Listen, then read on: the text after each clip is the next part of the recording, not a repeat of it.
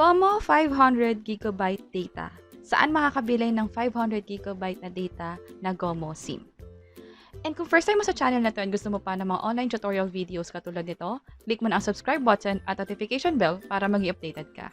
So, nandito ako sa website ng Gomo, that's gomo.ph. And pag dito ka nag-browse, meron silang offer na 30 GB SIM card, 299 pesos. And ang gusto kong bilhin is yung merong 50 GB na data and ang cost niya is 499. So, hindi mo yan mabibili dito sa gomo.ph. And dito naman sa Lazada, hindi mo rin siya mabibili kapag hinanap ko siya dito. Let's see. Oops. Gomo. Ito. And ang meron na offer dito is yung 30 GB lang. Like, punta naman tayo sa Shopee. And search ko rin dito. So, official store na tayo pumunta. And punta tayo sa lahat ng products nila. So, products tab and 30 GB lang. Yung 500 GB na data is mabibili lang natin yan diretso sa GCash. So, open ko yung GCash na mobile app ko. And login lang ako dito. And remind me later na lang. So, sa GLife, tap natin yan. Maraming mga ino-offer dito. Like last time, nung nag-avail kami sa McDonald's, nag-order kami, may nakuha kaming free cheeseburger. So, abangan nyo na lang kasi maraming offers talaga dito. And currently, andito yung Gomo. So, pag sinap ko yan, mas marami pang offers dito kung tutuusin. Kasi meron agad 50 GB worth 499. And ito is from April 28 to May 4 lang daw. Pero minsan kasi si Gomo, nag-extend yan ng promo or umuulit yan ng promo. So, i-check nyo na lang lagi dito kung babalik na ba yung promo or na-extend ba yung promo. And aside sa 50 GB, meron pang ibang offers dito like yung 25 GB data only. However, pareho siya ng presyo dito. So, malamang dito ka na sa 30 GB. Meron din sila ng 20 GB na hindi nag-expire yung data. At the same time, meron kang 100 minutes and 500 SMS na hindi rin nag-expire. That's 499 pesos. So, kung mapapansin mo, may additional offers pa dito aside dun sa ino-offer ng sa website, sa Lazada, or sa Shopee. So, kapag ito yung tinap ko, let's see, buy for 499. I-ask ka niya na i-enter yung Gomo number mo. I-assume niya na meron ka ng Gomo SIM, tapos dadagdagan mo na lang ng additional data. Pero hindi yun yung purpose ng video na to. Pero sa inyo, kung meron na kayong Gomo SIM, pwedeng ganito yung gawin ninyo. Enter nyo na lang yung phone number ninyo and then magpapadala ng OTP sa next step. And then, i-process nyo na lang yung transaction para madagdagan na ng 50 GB na data yung SIM card ninyo. Pero kung kayo naman yung wala pang Gomo SIM card talaga, dito tayo sa bandang taas. Buy your Gomo SIM. Free yung SIM card, free din yung shipping. So, 50 GB din yung makukuha natin. Try natin to. Buy your Gomo SIM. So, dito lang yung mabibili sa GLife under GCash. And ang bibili natin is yung 50 GB no expiry, 449 yung price. Free yung SIM card, free yung shipping fee. Check natin yung details. For Metro Manila, 3 to 5 business days daw madi-deliver. Hindi kasama dun sa 3 to 5 business days yung Sundays and holidays. For Luzon, 5 to 7 business days. For Visayas and Mindanao, mas matagal, 8 to 12 business days.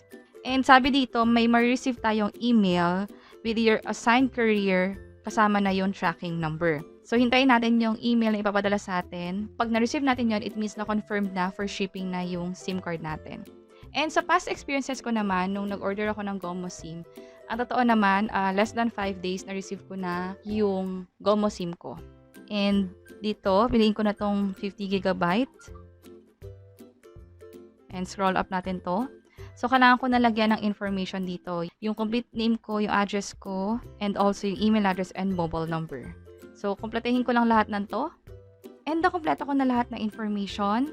And dito sa bandang baba, na-check ko na yung I agree to Gomo's terms and conditions and privacy policy. So, tap ko na tong next na button. So, ito yung summary ng information. So, confirm lang natin. Again, exclusive to sa GCash, itong promo na to. And tap ko na tong confirm and pay with GCash. Globe Telecom Incorporated Gomo. So, tap ko tong pay. And successfully sent to Globe Telecom Incorporated. So, may na-receive na rin akong text messages dito. So, open natin to. So, dalawa yung na-receive kong text. Ito yung isa. Thank you for choosing Gomo. We have received your SIM order. So, ito yung order number natin. Hiwalay pa to sa tracking number kasi yung tracking number, isi-send pa siya sa email address natin.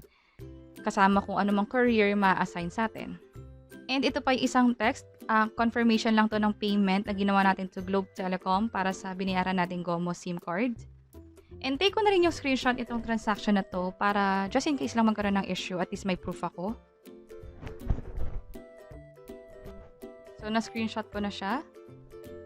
And click ko yung okay. And successful na daw yung purchase. Nag-send daw ng email sa email address na nilagay natin.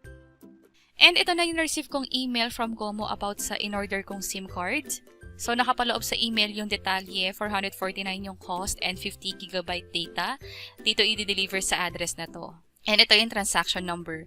Yung tracking number and yung courier na mag-deliver, na-send na rin sa akin. So, after ko ma-receive yung unang email, after 2 minutes, na-receive ko na yung second email. So, ito yung tracking number and Entrego yung mag-deliver ng SIM card sa akin. And naabutin daw, yung current estimate is 3 to 4 business days. Hindi kasama yung holidays and yung Sundays.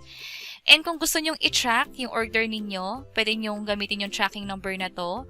And then, ito yung website ng Entrego, that's entrego.com.ph. And then, pag in-click nyo tong track your package, i-enter nyo na lang dito yung tracking number. However, sa ngayon, dahil masyado pa tong fresh, hindi pa available yung status ng delivery. Ang maganda na sa inyo, kapag ginagawa nyo na to, pwede nyong i-check after a few hours or after a day yung tracking number dito. Which is yung tracking number is sinend nga sa email address ninyo. And hihintayin ko na lang na ma-deliver sa akin yung SIM card just in case na magkaroon ng issue like na-delay yung pag-deliver or nagkamali ng pag-deliver. Kung sakaling mangyari yon, ipopost ko na lang yung detalye sa description below. Pero based nga sa mga naging experience ko dati, pangatlong order ko na kasi to, lagi naman na-deliver on time and hindi naman nagkakaroon ng issue sa pag-deliver. And sana nakatulong tong video na to. Kung oo, pakiclick ang like button para mas ma-inspire pa kami gumawa ng mga tutorial videos katulad nito. And ito pa yung mga videos na pwede nyo i-check online. Sana makatulong to. And this is Media Tech Library. See you sa next video. Bye-bye!